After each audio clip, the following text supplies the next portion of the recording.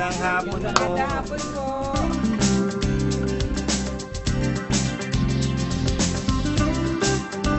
Alis mo, pangalan mo, Tupan na. Nagsalita ka lang dun, meron na kagad. Binabati po namin kayo, Nay Gemma, dahil kayo po yung napili ng ating bidang Pinoy na si Sir Gary. Maraming salamat po sa Diyos. Maraming salamat po sa Diyos. Maraming salamat po. Mabigla ako. Okay na, alis tawat po sa Diyos, di ba? Natupan yung pangalan po ninyo. Sana pabubuti po ninyo sa negosyo ito.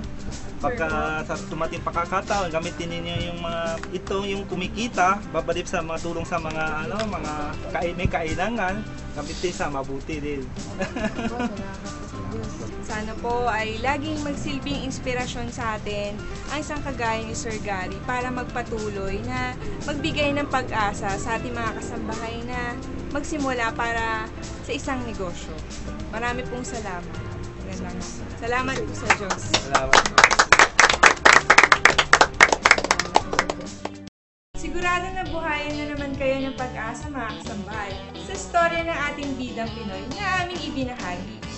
At para sa kakaibang kwento ng ating mga entrepreneur, tutok lang dito sa UNTV, your public service channel. Ako si Jonathan Silvestre, ang inyong katuwang sa pag-asenso. At ako si Tina Barasigan ng inyong entrepreneur. Kita-kita tayong muli mga kasambahay next week, 5:30 to 6 p.m. ng hapon. Laging tandaan na pagbida sa negosyo, Bida sa pag-asenso, Bidang Pinoy!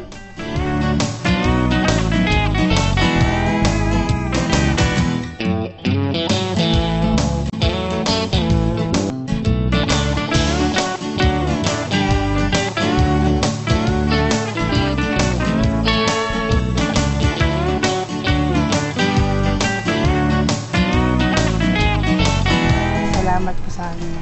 At sana po, loobin ng Panginoon Diyos po sana Sana po namin ito. Ay, malaking bagay po para sa amin. Unang-una talaga makakatulong po talaga. Ganun nga po kadali, humiling lang ako kanina, nandiyan po kagad eh. Nga po namin na Hindi rin po namin inaasahan na ganun po talaga. Ang pagkakaalam lang namin, yun nga lang po eh. alam po namin, interviewin lang kami.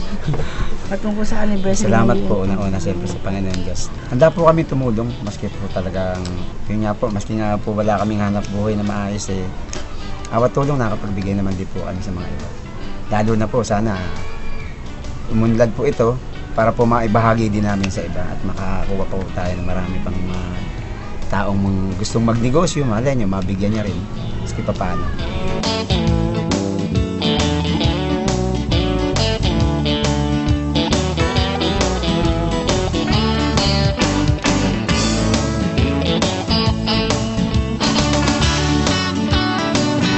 Kapag bida sa negosyo, Bida sa pag-asenso, Bidang Bidang Pinoy! hindi po malilimutan mo ng Bidang Pinoy.